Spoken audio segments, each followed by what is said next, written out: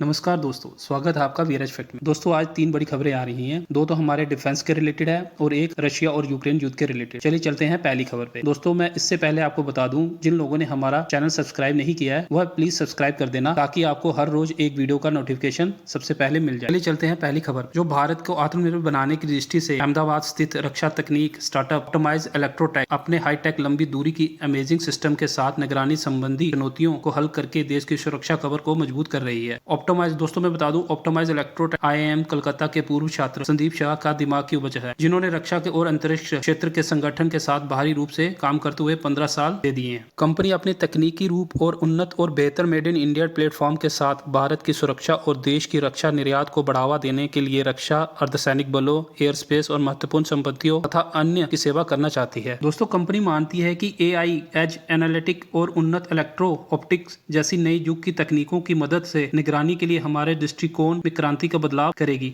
भारत को जल्द ही Israel, France और अन्य देशों के साथ दुनिया के नेताओं के बीच में खुद को स्थापित कर सकता है। इलेक्ट्रो ऑप्टिक और इंफ्रारेड सर्विलांस के लिए ऑप्टिमाइज इलेक्ट्रोटेक होमलैंड सिक्योरिटी और डिफेंस के साथ मिलकर काम कर रहा है, ताकि ऐसे उत्पाद विकसित किए जा सके जो भारत की राजनीतिक संपत्ति की रक्षा के लिए उपयोग हों और भारतीय सेना, बीएसएफ, आईटीबीपी, असम राइफल जैसे रक्षा बलों की मदद कर सके। ऑप्टिमाइज इलेक्ट्रोटेक भारतीय रक्षा जरूरतों के लिए विभिन्न संविधान पेश करता है। स्टार्टअप द्वारा पेश किए गए ये उत्पाद इलेक्ट्रोमैग्नेटिक स्पेक्ट्रम की एक विस्तृत श्रृंखला पर काम करता है, जो स्मार्ट शहरों की निगरानी हो गया, उपग्रह इमेजिंग हो गया, सीमा निगरानी, विमान ट्रैकिंग, हवाई अड्डे की सुरक्षा, इन सब की सुरक्षा करता है। भारत खुद को एक वैश्विक आर्थिक महाशक्ति के रूप में स्थापित कर रहा है। दोस्त या दुश्मन का पता लगाने या पता लगाने की आर्टिफिशियल इंटेलिजेंस निगरानी प्लेटफॉर्म को महत्वपूर्ण भूमिका निभा सकता है, जो राष्ट्रीय सुरक्षा और सीमा अखंडता सुनिश्चित करता है। दोस्तों मैं आपको बता दूं कि ये लोगों की संख्या गिन सकता है, वर्दी की जांच कर सकता है, हथियारों की तलाश भी कर सकता है, गाड़ियों के लाइसेंस प्लेट भी पढ़ सकता है। दोस्तों आपको इस सिस्टम के बारे में क्या कहना है, प्लीज कमेंट में लिखना। दोस्तों चलते हैं अब आप दूसरी खबर पे, जो एलएनटी की तरफ से आ रही है। एलएनटी ने 240 एयर डिफेंस सिस्टम के लिए सबसे कम बोली लगाने वाली कंपनी है। दोस्तों डीएल ने इस साल की शुरुआत में buy and make in India के तहत लगभग 600 करोड़ रुपए की लागत से हवाई रक्षा गन और गोला बारूद की खरीद के लिए मंजूरी दे दी थी। भारतीय सेना और वायुसेना की अपनी वायु रक्षा तोपों को अपग्रेड करने की लंबे समय से आवश्यकता थी। 240 तोहफे जो रडार को ट्रैक करने सर्च रडार के साथ आएगा। एलएनटी ने अपग्रेड गन के सभी परीक्षण सफलतापूर्वक कर लिए हैं। एलएनटी ने टोड गन को काफी हद तक स्वदेशी पार्ट लगाए गए हैं।